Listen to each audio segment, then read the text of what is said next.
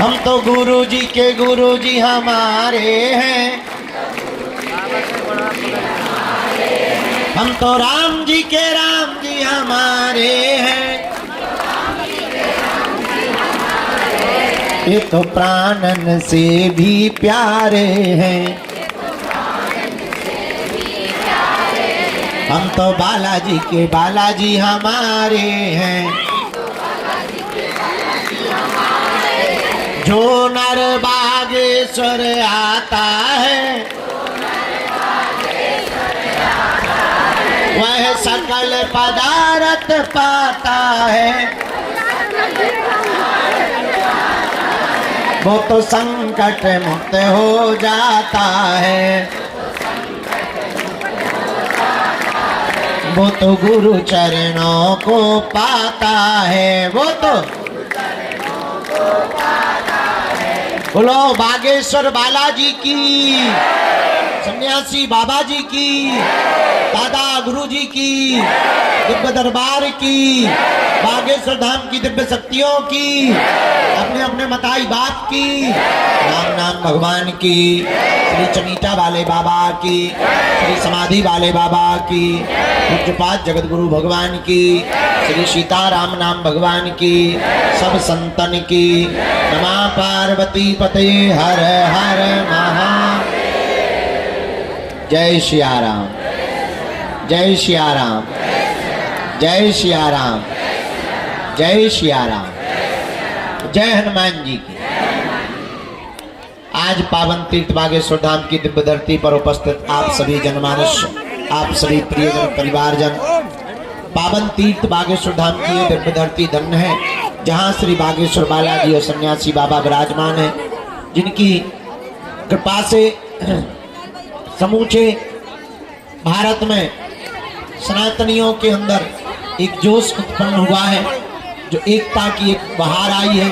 ऐसा पावन तीर्थ बागेश्वर बालाजी का दरबार, जहां हम सब विराजमान हैं, अपनी अपनी अर्जी लेकर के बैठे हैं। अर्जी अपनी है, मर्जी बालाजी की है।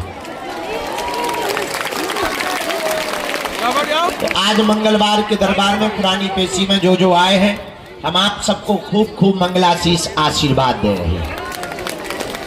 सबका मंगल हो गए, सबकी अर्जी स्वीकार हो गए, तुम्हारे पूरे परिवार पे कृपा बनी रहे, हनुमान जी महाराज सबकी सुनवे, और बस खूब आनंद के साथ मुस्कुराते हुए तुम्हें हनुमान जी की भक्ति प्राप्त हो जाए। भक्ति मिलेगी तो संसार से लड़ने की शक्ति मिलेगी। हनुमान जी के हो जाने का मतलब ये नहीं है कि तुम बागेश्वर धाम पे आ गए, तुमने नारियल बांध दिया तो समस्या नहीं आएगी। समस्या तो आएगी, पर उससे लड़ने की क्षमता 4 गुनी आ जाएगी। यही बालाजी की कृपा का मतलब है, यही सन्यासी बाबा की कृपा का मतलब है। लाखों लोग पावन तीर्थ बागेश्वर धाम पर आते हैं, बाधा से ग्रसित, ऊपरी बाधा से ग्रसित, रोग से, अपनी विपदा को लेकर हारे थके मांदे, टूटे छूटे फूटे, लेकिन बालाजी के दरबार में जैसे ही अपना मत्था रखते हैं, इनकी ऐसी दया, जो भी नियम व पेशी करता है, जो भी परहेज करता है, जो भी नियम का पालन करता है, जो भी पेशी का पालन करता है, ये सबके चेहरे पर मुस्कुराहट ले आते हैं, सबकी खाली झोली को भरते हैं। तो आज मंगलवार पुरानी पेशी का दरबार है। हम तो रात तक भभूति बांटते रहे, चूंकि कल कह दिया था कि भभूति शुरू करेंगे, तो कल जितने हमें मिल गया उनको हमने भभूति, तुम्हें नहीं मिली तो कहा हम क्या कर लेंगे भाई, हमने तो बांटी है, तुम्हें नहीं मिली तो कहा हम आत्महत्या कर लेंगे भाई। हम तो 2 बजे लो बांटत रहे ना, 1-1:30 बजे लो बांटत रहे, फिर हम थक गए थे। अब आज सबको मिलेगी, ठीक है। अपराध मत खाना तो बैठ जा, बैठ जा, बैठ जा, बैठ जा, खड़ो ना हो, पीछे वाला नहीं दिखा रहा, बैठ तो जा, हम मालिक बैठ जा धरती में, सिंहासन लगे तो कक्का। जय सीताराम। कल भभूति देर तक बांटते रहे, फिर सुबह मंगलवार था इसलिए जल्दी थोड़ा सा लुढ़क गए, और अब तैयार है, अब पूजा पाठ करके नियम धियम करके तैयार है। अब जो भी है, तो पुरानी पेशी का दरबार भी लगाना है, और मन कर रहा है नई अर्जी का भी दरबार लगा दें। जो हॉल में बैठे वो भर गाली बकेंगे हमको, पर अब उनकी गाली हमें सुनाई नहीं दे रही है क्योंकि हम बाहर आ गए। जय सिया राम। तो दरबार थोड़ी देर लगा लेते हैं, जितनी अर्जी लग जाए उतना अच्छा है। वो कहते हैं जितने मुसलमान बने उतने रोजा घटे।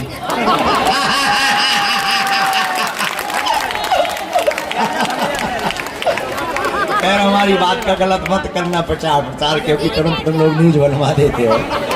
I am very very not sorry. गाँव में ऐसी कहावत है, लोग कह देते हैं, हमको नहीं कहना चाहिए।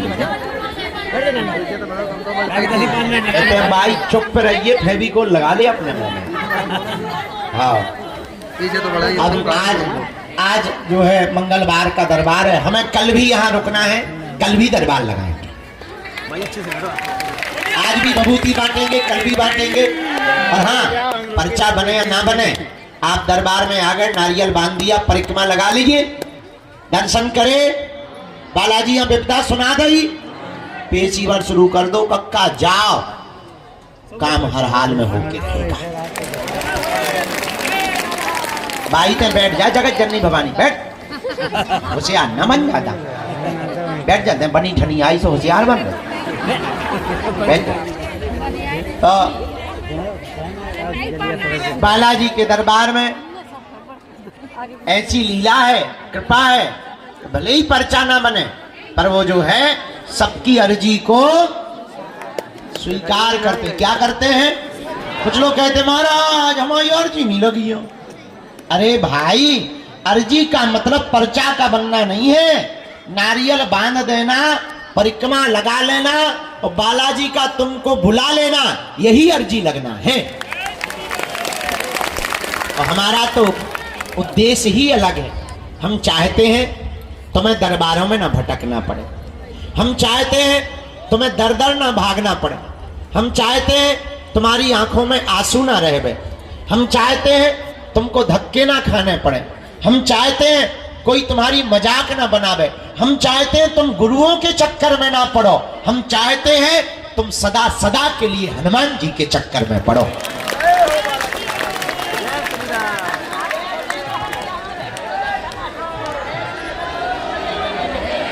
और तुम इस चक्कर में नहीं आओ कि तुम्हारा पर्चा बने, तुम इस चक्कर में आओ कि तुम्हें बालाजी मिल जाए, क्योंकि पर्चा से तो तुम्हारी कुछ समस्याओं का समाधान होगा, पर अगर तुम्हें सन्यासी बाबा प्राप्त हो गए, तुम्हें बालाजी प्राप्त हो गए, तो तुम्हारी आने वाली पीढ़ियां भी सदा सदा एक ही वृक्ष के नीचे छाया लेगी। ऐसा पेड़ मत लगाओ जिसमें केवल तुम्हें छाया मिले, ऐसा वृक्ष लगाओ कि तुम्हारी आने वाली पीढ़ियों को भी छाया मिले। वो एक ही वृक्ष है, उसका नाम है हनुमान जी की भक्ति। चारों युग परिताप है परिसिद्ध। हनुमान जी की भक्ति का ऐसा परिताप है कि चारों युगों में व्याप्त है।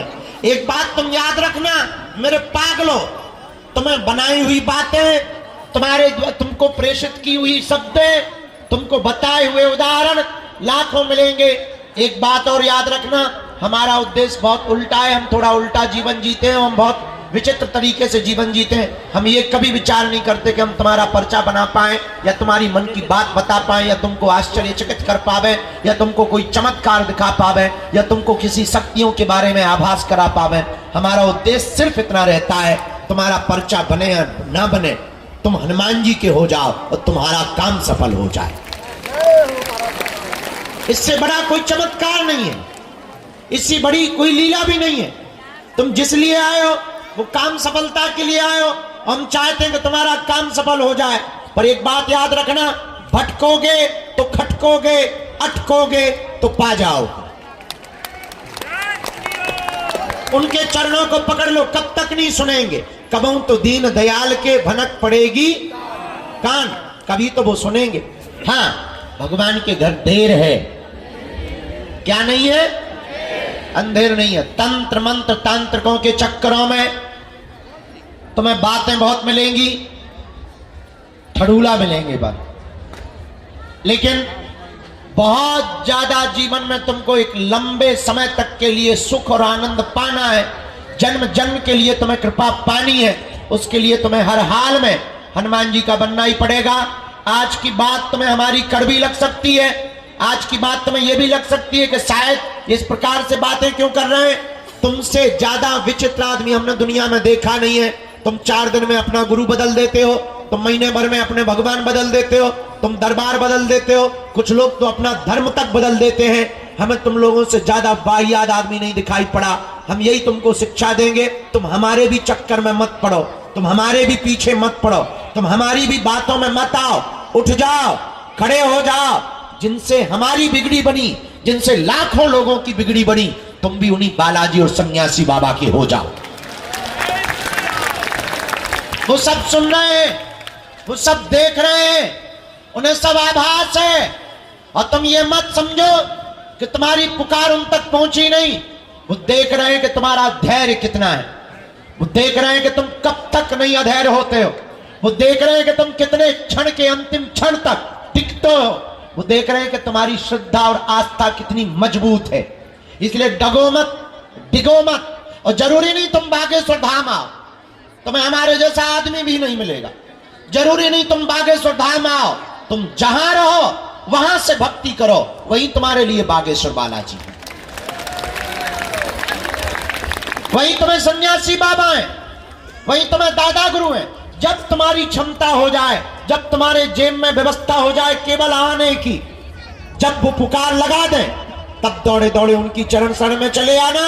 हम तुम्हें दावे के साथ कहते हैं कि तुम्हें हम पूरी जिंदगी क्या, कई जन्म भी ना मिले, तब भी तुम्हारा कोई काम नहीं रुक सकता। काम तो तुम्हारा होकर के रहेगा, क्योंकि काम तो उन्हें करना है, और जिन्हें करना है तुम उन्हें पकड़ो, जिन्हें कृपा करनी है तुम उन्हें पकड़ो। हमें तो कुछ करना नहीं है, हम तो खाली खोखला है, खाली मशीन है, उल्लूनाथ आदमी है, महापागल आदमी है, अनपढ़ गवार गांव के देहाती है। हमें तो जो काम सौंपा गया उनके द्वारा कि तुम्हें ये करना है, तुम्हें हिंदुओं को जगाना है, तुम्हें खोई हुई आस्था को वापस लाना है, बस वो काम में लग गए। और कोई हमारा काम ही नहीं है। हमारा काम केवल तुम्हें हनुमान जी से जोड़ना है, बाकी का काम उनका। एक बात और हम तुम्हें बता दें, अगर वो काम सफल नहीं करेंगे तो नाक हमारी नहीं कटनी, उनकी कटनी है। हमसे ज्यादा अपनी नाक की चिंता उन्हें, क्योंकि बड़ी नाक वाले वो है, हम नहीं है। हमारी कोई नाक क्या है, हमें अपनी औकात पता है कि क्या थी और क्या है। हम अपनी औकात को बहुत अच्छे तरीके से जानते हैं। जो भी कृपा कर रहे, जो भी नाम है वो हनुमान जी का है। तुम चिंता मत करो, तुम्हारे काम की चिंता, तुम्हारी सफलता की चिंता, तुम पर कृपा करने की चिंता तुमसे ज्यादा बालाजी को है, क्योंकि उन्हें अपने नाम की पड़ी है। इनके घर देर है, क्या नहीं है? जोर से बोलो। इसलिए किसके चरण पकड़ना है? जोर से बोलो। एक बात से तुम्हें बात समझ में आ जाएगी। बहुत से लोग कहते हैं कि हम पर भगवान की कृपा क्यों नहीं होती। जरा माइक तेज करो, एक बात से बात समझ आ जाएगी। एक छोटा सा उदाहरण हम तुमको देते हैं। किसी गांव में एक आदमी रहता था, जोरू का गुलाम, लुगाई का गुलाम। होते भी हैं, ऐसी कोई बड़ी बात नहीं है। वो लुगाई का बहुत आज्ञाकारी था, जैसे कई चेले होते ना गुरु का आज्ञाकारी। लुगाई का बहुत आज्ञाकारी पति था, किसी गांव में रहता था। बरसात का मौसम आया तो वो मार्केट जा रहा था, तो पत्नी ने पूछा कि कहाँ जा रहे हो? उसने कहा कि मैं मार्केट जा रहा हूँ। पत्नी ने कहा सुनो, बरसात आ गई है, छाता की जरूरत पड़ेगी, एक तुम छाता खरीद लाओ। पति ने कहा कौन सी बड़ी बात मैं जाके ले आता हूँ, चूंकि आज्ञाकारी था। पर पत्नी ने कहा सुनो, मार्केट में सब ठगने वाले रहते हैं, महा ठगुआ, तो तुम जो भी छाता लेना आधी कीमत पर लेके आना। अगर वो 20 बताएं तो तुम 10 में लाना, और 10 ही बोलना, क्योंकि वो हमेशा डबल बोलते हैं, दुगुना बोलते हैं। तुम ठग मत जाना, सीधे साधे आदमी हो। और पतियों को इसी बात पे बुद्धू बनाया जाता है कि मेरा पति बड़ा सीधा है। पतियों को बुद्धू बनाने का बहुत सरल तरीका है कि पत्नियां ये भर कह दें कितने सीधे होते हैं, तो पति बुद्धू बन जाता है पूरी जिंदगी भर के लिए। और कई बार तो पति खुद बुद्धू, क्या ससुर आता है देखने के लिए, वो कहते लड़का कितना सीधा है, और बेचारा बुद्धू बन जाता है। हाँ, गाय जैसा है। गाय जैसी तो देवियां होती हैं। तो बेचारा पति बोला तुम ठीक कहती हो, मैं सीधा आदमी हूं। तो पत्नी ने कहा कि तुम छाता लेना तो जा रहे हो, पर आधे रेट में लेके आना, खबरदार। पति गया, मार्केट पहुंचा, दुकान पर एक छाता देखा, उसने कहा कि इसका प्राइस क्या है, इसका रुपया क्या है, इसका मूल्य क्या, खुदरा मूल्य क्या है। दुकानदार ने कहा कि 16 रुपया, सस्ता जमाना था, पुराना जमाना था, 16 रुपये में मिलेगा। इसने कहा कि यार बड़े मूर्ख आदमी हो, 16 रुपया तो बहुत होते हैं, हम तो 8 रुपया देंगे। चूंकि पत्नी की यही आज्ञा थी, तो हम तो 8 रुपया देंगे। दुकानदार बोला कि तुम्हारा दिमाग खराब है, 8 रुपया में तो नहीं आ पाएगा, एक काम करो, ना तुम्हारी ना हमारी 14 रुपया दे दो। पति बोला तब तो हम 7 देंगे। वो आदमी बोला तब तो हम 7 रुपया देंगे। दुकानदार बोला क्या खा पी के आए हो सुबह सुबह से, हम घटा रहे हैं तो तुम भी घटा रहे, तुम्हें बढ़ाना चाहिए। चलो अब सुबह सुबह से हमारी बौनी मत खराब करो, एक काम करो, 12 रुपया आय का आय दाम लगेगा, 1 रुपया कम नहीं लगेगा, 1 पैसा नहीं कम लगेगा। बोले फिर तो हम 6 में लेंगे। दुकानदार बोला यार भाग रहे हो, तुम्हारा दिमाग खराब है, ऐसे कोई लेता है, हमारी बौनी खराब कर रहा हो, शर्म नहीं आती तुम्हें, सुबह सुबह आ गए प्राण खाने के लिए, चलो हटाओ, 2 रुपए का हम घाटा से लेंगे, 10 रुपया में ले जाओ। बोले फिर तो हम 5 देंगे। दुकानदार को बड़ा गुस्सा चढ़ा, उसने छाता फेंक के मारा कि तू फ्री में ले जा, 5 क्यों देता है, फ्री में ले जा। तो ये बोला फिर तो हम 2 लेंगे। अब पूरे दिन दुकानों पे घूमता रहा, एक छोटी सी वस्तु छाता नहीं उसने ले ही नहीं पाया, मिली ही नहीं। पता है क्यों? क्योंकि वो एक भाव पे नहीं टिका था। एक भाव पर ना टिकने के कारण मार्केट की दुकानों से एक छोटी सी वस्तु छाता नहीं मिल पाया, छाता नहीं खरीद पाया, और तुम एक भाव पे बिना टिके परमात्मा को या हनुमान जी को पा पाओगे। जब छाता तुम्हें एक भाव पर टिके बिना नहीं मिल सकता है, तो क्या ये परमात्मा तुम्हें एक भाव पे बिना टिके मिलेगा? नॉट पॉसिबल, संभव नहीं है। इसलिए मेरे पागलों, तुम्हें ये कहानी बता के हम तुम्हें जगाना और बताना चाह रहे कि भटकोगे तो अटकोगे, अगर तुम अटकोगे तो पा जाओ, भटकोगे तो एक दिन तुम्हें अटकना पड़ेगा। और हो सकता तुम्हारी मनोदशा ऐसी हो जाए, मनोवैज्ञानिक कहते हैं, विदेशी दार्शनिक भी कहते हैं कि कई बार, बहुत बार जब धक्के खा लेते हैं तो आदमी का भगवान से भरोसा उठ जाता है, डॉक्टरों से उठ जाता है, गुरुओं से उठ जाता है, टीचर्स से उठ जाता है, पड़ोसियों से उठ जाता है। बहुत धक्के खा लेने के बाद भरोसा उठ जाता है। हो सकता है तुम्हारा भरोसा उठ जाए और तुम्हें भगवान पे भरोसा ना हो, और कई बार भगवान तुम्हें मिल भी जाए तब भी तुम्हें लगे अरे ये समय ऐसे ही होते। हो सकता तुम असली हीरा को पत्थरों की तरह फेंकते रहो। इस बात से यूं भी समझो, एक कथा से तुम्हें ये बात समझ आएगी, फिर दरबार लगाते। किसी गांव में एक राजा रहता था। राजा बहुत सम्राट था और पहुंचा हुआ राजा था। उससे सब मिलने के लिए आते थे। और आपने शायद एक कहानी सुनी हो, बहुत प्रसिद्ध कहानी रही, एक पुस्तक चली थी बहुत पहले, आपने उसको पढ़ा होगा, हमने तो बहुत पढ़ा, बेताल पच्चीसी। बेताल पच्चीसी की कहानियां आपने पढ़ी होगी कि बेताल वो पीछे चिपक जाता है। उसका सीरियल भी बाद में बना, टीवी पिक्चरों में उसका सीरियल भी बहुत आया। तो बेताल पच्चीसी नाम की एक पुस्तक छपी थी, उसमें एक कहानी बहुत अद्भुत थी, वो हमें बहुत काम की लगी। कि एक बार विक्रमादित्य राजा बैठे हुए थे, उसी समय कोई फक्कर महात्मा, फकीर गांव के महात्मा आए। राजा रोज सुबह बैठते थे, लोग उपहार लाते थे, कोई माला लाता था, कोई पैसा लाता था, कोई मोहरे लाता था, कोई सोना लाता था। राजा अपने मंत्री को देता जाता था, राजकोष में लिखता जाता था। एक साधु आया, उसने एक फल दिया।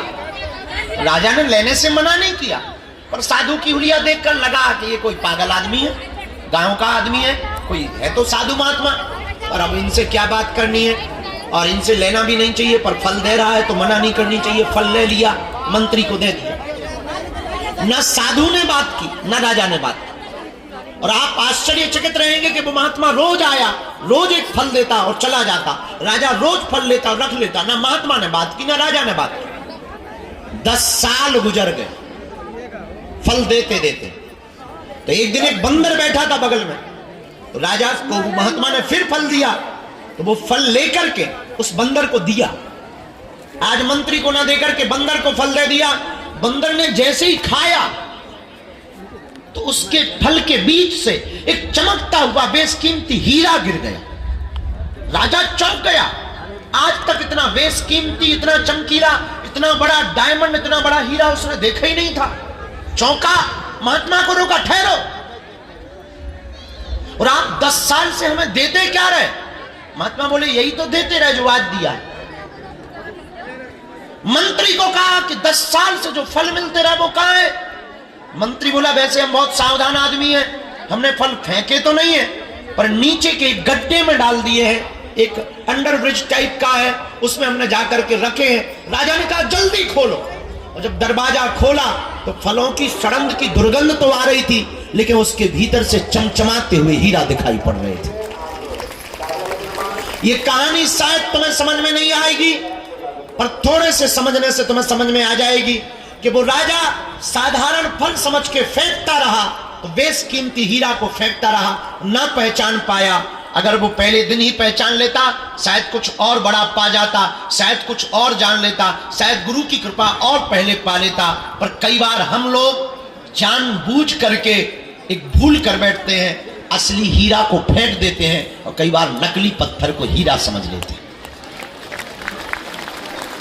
और वो तब होता है जब आप दर दर भटकोगे तो असली चीज को छोड़ दोगे, नकली चीज में तुम पड़ जाओगे, बर्बाद हो जाओगे। इसलिए मेरे पागलों, तुम आज तक नकली चक्कर में पड़े हो, तंत्र मंत्र हमारे चक्कर में, ये सब नकली चीजें हैं। असली डायमंड का नाम है बालाजी, जिनसे हमने बालाजी से कृपा पाई है। तुम भी उनको पकड़ लो, तुम भी उस बेशकीमती हीरा को पकड़ लो, तुम भी उस बेशकीमती डायमंड को पकड़ लो। याद रखना, इन्होंने सबकी बिगड़ी बनाई, तुम्हारी भी बिगड़ी बनाएंगे, और एक दिन में किसी की नहीं बनती। हमें भी 12-12 साल तक माथा रगड़ना पड़ा, हमको भी धक्के खाने पड़े, गालियां खानी पड़ी, सेवा करनी पड़ी, रातों भर जगना पड़ा, दिनों भर मंत्र जाप करने पड़े, दिनों गुरुओं के पास जाना पड़ा, गुरु की सेवा करनी पड़ी, सन्यासी बाबा की उपासनाएं करनी पड़ी, तब जाकर के छोटी मोटी सी किरण, छोटी मोटी सी जुगनू, छोटी मोटी सी आशीर्वाद, छोटा मोटा से चरणों का प्रसाद मिल पाया।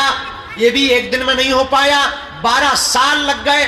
आप चाहो कि 12 दिन में तुम्हें हो जाए तो शायद इतनी बड़ी घटना नहीं हो सकती है। याद रखना, बिल गेट्स को, एक बहुत अमीर आदमी है दुनिया का, बिल गेट्स, उससे पूछा कि आप रातों रात अमीर बन गए, इसका राज क्या है? उसने मुस्कुराते हुए कहा कि हाँ सच है, मैं रातों रात अमीर बन गया हूं, पर यह किसी को खबर नहीं है वो रात कितनी लंबी थी।